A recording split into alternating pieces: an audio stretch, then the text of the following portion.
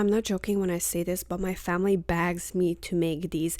These ham and cheese hot pockets, 8 piece, costed me about $6 some cents to make, starting with our cheese.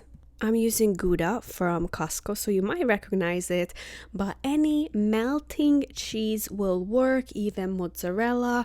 I would not do Parmesan cheese for this one. One, it's too strong, and two, it doesn't melt well. And you want something melty, gooey, stretchy for these hot pockets, just like a hot pocket you will get in a store at the frozen section, but these are basically homemade, and when it's fresh out of the oven, it's gonna be the best thing you put in your mouth.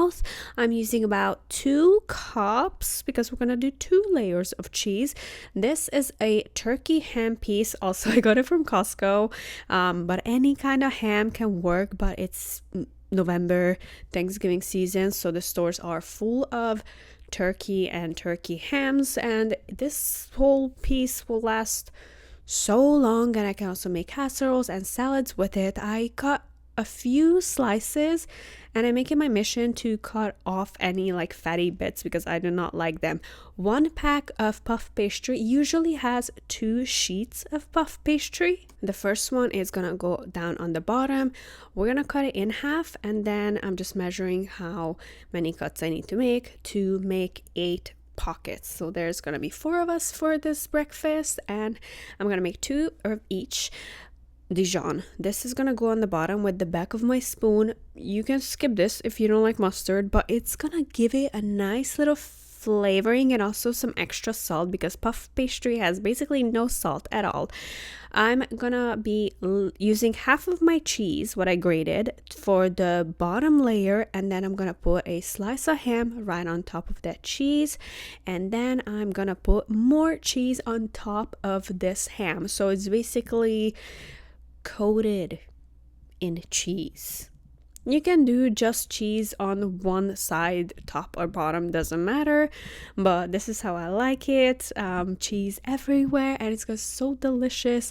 1 egg, gonna whisk it up, and I'm gonna do an egg brush on the dough parts where the hot pockets will close. This egg is gonna help to make sure the dough sticks together. It works like glue. This time you want to heat up your oven to 400. It's okay if there's some cheese bits stuck in the middle of the egg wash where you're gonna be cutting. It doesn't matter. The second layer of puff pastry goes right on top because mine is the filling is a lot. I did have to stretch the dough just a little bit. It is a very generous amount of filling, honestly, so a little too tall for the second dough, but it's okay, it's stretchable. Cutting in the middle with the pizza cutter, it is the best tool you can use to cut puff pastry. And also you want your puff pastry to be as cold as possible but not freezing because it will break apart.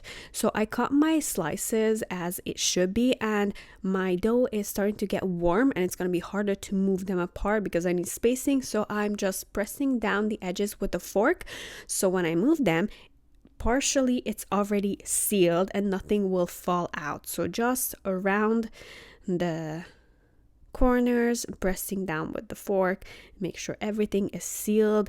And where I pressed it down, that's where the egg wash was, and it's starting to meld the 2-part dough together. So when you're baking, nothing is gonna ooze out. The cheese might a little bit, but that's okay. So I did struggle a little bit moving it because the bottom dough was starting to get warm, but when you're working with a light, I have multiple lights, so it was also making everything warm.